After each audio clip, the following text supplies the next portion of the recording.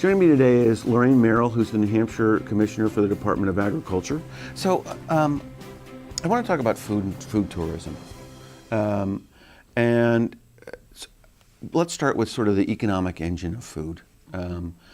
What sort of economic engine, when you look at food and agriculture in the state, I mean really agriculture, small farms, what sort of engine is that? Well, depending on how you count the numbers, the way USDA counts the numbers, just the farm production is a couple hundred million. So a small non-farming state, New Hampshire. We don't think it's, when you think of farming states, you may picture Kansas. You don't picture New Hampshire, but we're several $100 million. Right.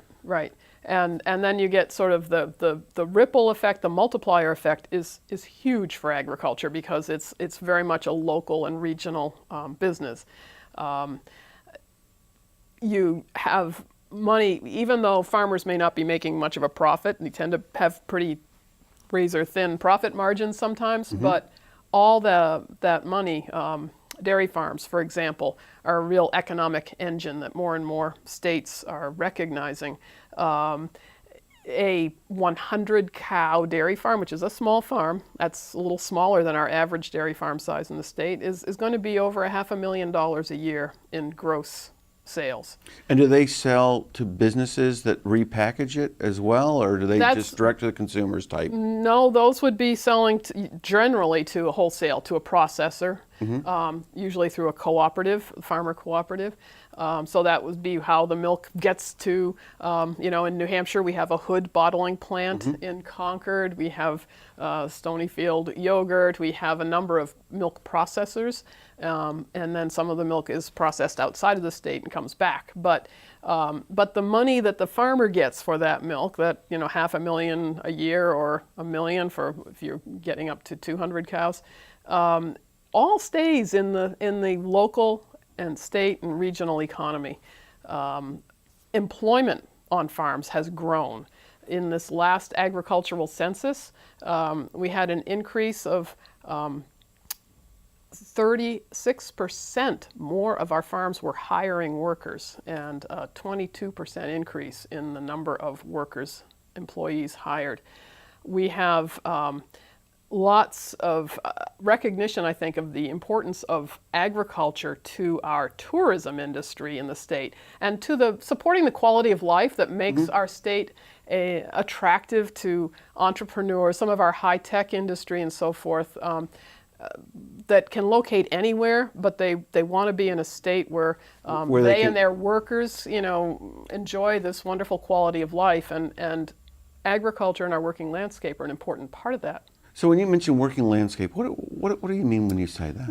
That's really, that is the landscape that is provided for us by farmers and forest operators that are actually taking care of the land, stewarding the land, keeping, what makes the beautiful landscape that we see and appreciate.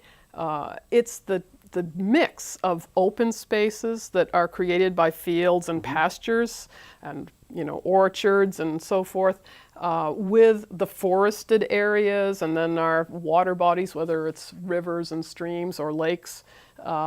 That's what, you need those open vistas to mix with the forest and to get that sort of bucolic image of what we want. Right. It doesn't just happen in a static, natural sense. It's really it is a cared for landscape.